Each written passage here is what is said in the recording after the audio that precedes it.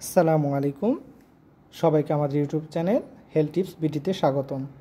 অনেকেই আমাদের কাছে জানতে চান হাঁসের ডিম বেশি ভালো নাকি মুরগির ডিম। আসুন আজকে জেনে নেই কোন ডিম বেশি ভালো। ডিম আমিষ জাতীয় খাবারের খুবই ভালো উৎস। ডিমে রয়েছে প্রচুর পরিমাণ আমিষ, ক্যালসিয়াম সহ অনেক খনিজ উপাদান। এখন আমরা জানব হাঁসের ডিম বেশি ভালো নাকি মুরগির ডিম। গবেষণায় দেখা গিয়েছে প্রতিটি হাঁসের ডিমে রয়েছে 130 ক্যালোরি শক্তি, 9 গ্রাম প্রোটিন ও 9.6 গ্রাম ফ্যাট।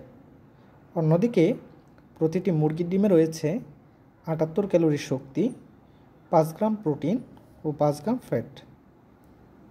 হাঁসের ডিম যেহেতু আকারে বড় তাই এর কুসুমও বড়, ফলে এর কোলেস্টেরল ও ফ্যাটের পরিমাণ বেশি।